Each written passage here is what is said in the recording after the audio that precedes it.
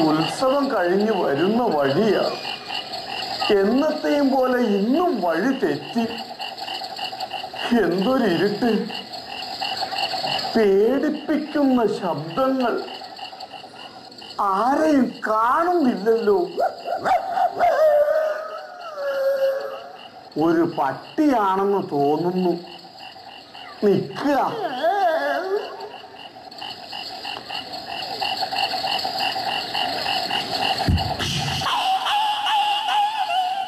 കൃത്യം കൈക്ക് തന്നെ കൊണ്ടു.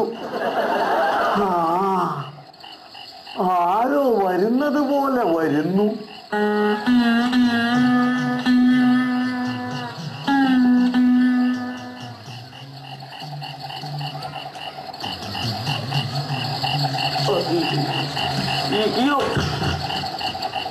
വയ്യാത്ത പട്ടി എന്തിനാ കയ്യാല കീറുന്നത്?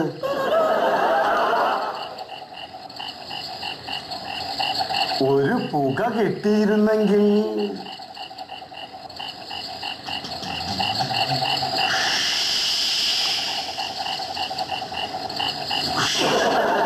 മതിയോ? മതി. ഒരു വലി.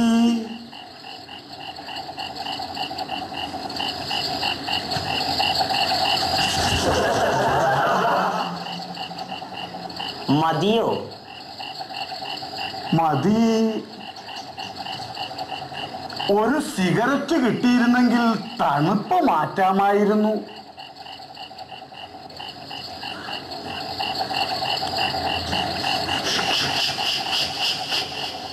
തീർന്നുപോയി. നല്ല പണിയായി പോയി. ഈ മെഴുകുതിരിയും കത്തിച്ചോണ്ട് എങ്ങോട്ടാ?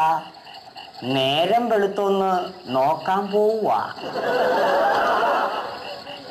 എന്നിട്ട് വെളുത്തോ?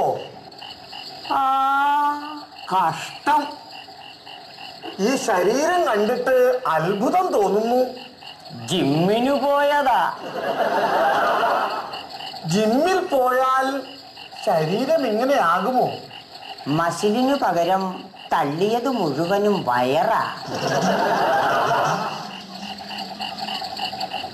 ഈ രാത്രിയിൽ ഇങ്ങനെ ഇറങ്ങി നടന്നാൽ പ്രേതങ്ങളെയൊക്കെ പേടിയുണ്ടോ? ഞാൻ മരിച്ചതിൽ പിന്നെ ഒരു പേടിയുമില്ല.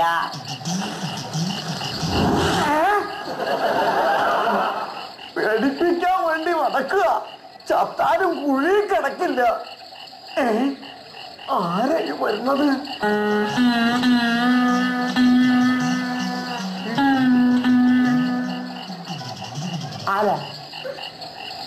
ആരാന്നാ ചോദിച്ചത്? പാ തുറന്നില്ലെന്ന് പറ. പേടിച്ചിട്ടാ. നിങ്ങൾ ഉണ്ടയാ?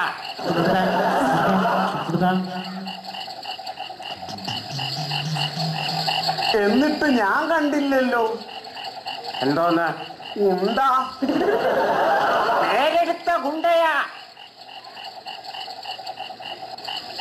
നിങ്ങളുടെ നാട്ടിൽ പേരെടുക്കുന്നത് ഗുണ്ടകളാണോ? പേടിപ്പിക്കാതെ കയ്യിലുള്ളത് വേഗം എടുക്കുക. വീണ്ടും വീണ്ടും.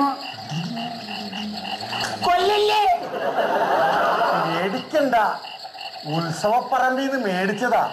ഞെക്കുമ്പോ ചെയ്യ പാട്ട് കേൾക്കും. കേൾക്കുമ്പോ കേൾക്കോ? കേൾക്കും. അളിയ, ഇത് പയറ് ചോദിക്കുന്നു. കുറച്ചു കഴിഞ്ഞാ കഞ്ഞിയും ചോദിക്കും. ഒന്നും കൂടെ ഒന്ന് ഞെക്കട്ടെ. ഞെക്കിക്കോ. പോപ്പോളുടെ കുട്ടിക്ക് കളിക്കാൻ കൊടുക്കാം.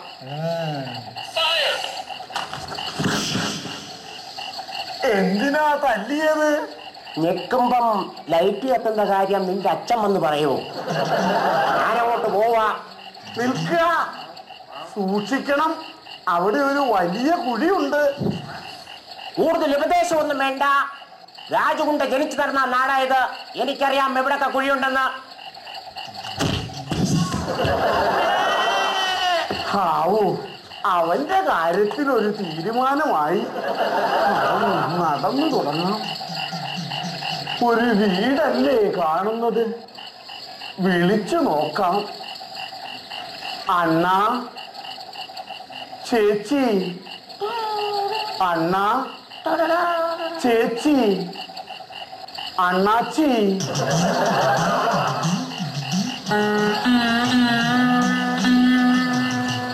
ആരാ? ഉത്സവം കഴിഞ്ഞു വരുന്ന വഴിയാ. വഴി തെറ്റി ഇന്നേക്ക് രാത്രി ഈ ഉമ്മറത്ത് കിടന്നോട്ടെ. അതിനു മുമ്പ് വല്ലാത്ത ദാഹം. കുറച്ച് വെള്ളം കിട്ടിയിരുന്നെങ്കിൽ. അഗ്നിയിൽ തിളപ്പിച്ചെടുത്ത ജലമുണ്ട്, വേണോ? തണുത്തതാണോ? തണുത്തതേ കൂച്ചു. തരുന്നത് കൂച്ചിക്കൊള്ളാമേ. സാവിത്രി അന്തർജനം, ആ വെള്ളവുമായി ഇങ്ങോട്ട് വരിക. സാവിത്രി അന്തർജനം.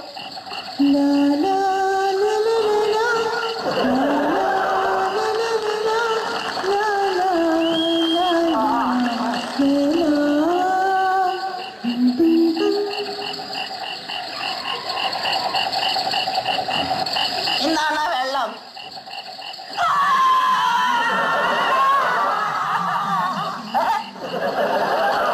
കേറിപ്പോകത്ത്. ഗന്ധർവന്മാരിറങ്ങുന്ന സമയമാണ്. ഇവരെങ്ങാനും കണ്ട് മോഹിച്ചു വന്ന അവരുടെ ഊപ്പാട് വരും. ഏതാ ചേട്ടാ ഈ ജീവി? തറവാട്ടിലുള്ളതാ. വയസ്സ് 48. പൃഥ്വിരാജിനെ കെട്ടു എന്നൊറ്റ വാശിയിലാണ്. പൃഥ്വിരാജിന് അങ്ങനെ തന്നെ വേണം. അവന്റെ ഒരു യോഗം. ഈ കാട്ടിലെ വളർത്തേണ്ടതിനൊക്കെ വീട്ടിലാണ് വളർത്തുന്നത്. പറ്റിപ്പോയി. കിടക്കാനൊരു പായ കിട്ടിയിരുന്നെങ്കിൽ. പായ തരാം, പക്ഷേ പുറത്ത് കിടക്കണ്ട. വല്ലാത്ത കൊതുകുണ്ട്, അകത്ത് കിടക്കാം. മൃഗശാലയിൽ ഞാൻ കിടക്കാറില്ല. പുറത്ത് നല്ല തണുവാണ്, അകത്ത് കിടക്കാം.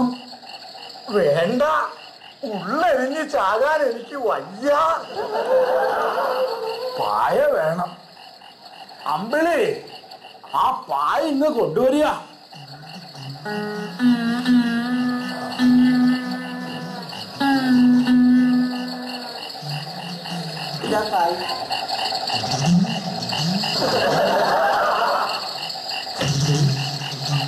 ചതിച്ചല്ലോ ഭഗവാനെ, അകത്ത് കിടന്നാ മതിയായിരുന്നു.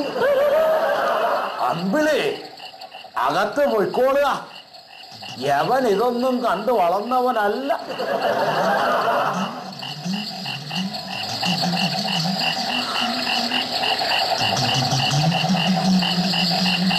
ഗോ,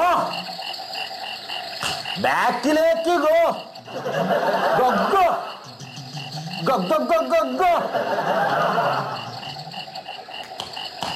ഇവിടെ എവിടേക്കാ? അകത്ത് ചാച്ചാം, പുറത്ത് ചൂച്ചിയാ മതി.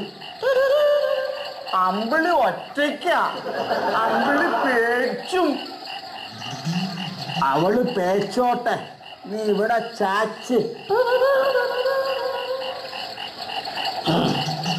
വേറെന്തെങ്കിലും ആ അമ്പിളിയെ കൂടി കിട്ടിയിരുന്നെങ്കിൽ, അല്ല, ഒരു കമ്പിളി കൂടി കിട്ടിയിരുന്നെങ്കിൽ. കമ്പിളി വേണ്ട, ഉള്ള ഉടുമുണ്ട് ഊരി പുതച്ചാ മതി.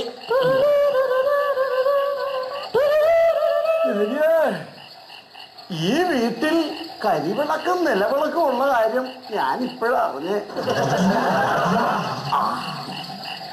ഇറയത്ത് കിടക്കുന്നതൊക്കെ കൊള്ളാം. നേരം വെളുക്കുന്നതിന് മുൻപേ പൊയ്ക്കോളണം. തലയാട്ടിയാ പോരാ, പൊയ്ക്കോളണം. പോകാം. സമീപവാസികൾ ഉണരുന്നതിന് മുമ്പേ പൊയ്ക്കോളണം. പൊയ്ക്കോളാന്ന് പറഞ്ഞാ പോരാ. നേരം പുലർന്ന് നാട്ടുകാരറിയുന്നതിന് മുമ്പേ പൊയ്ക്കോളണം. അതെന്താ ചേട്ടാ? ആണുങ്ങളില്ലാത്ത തറവാടാ ഇത്.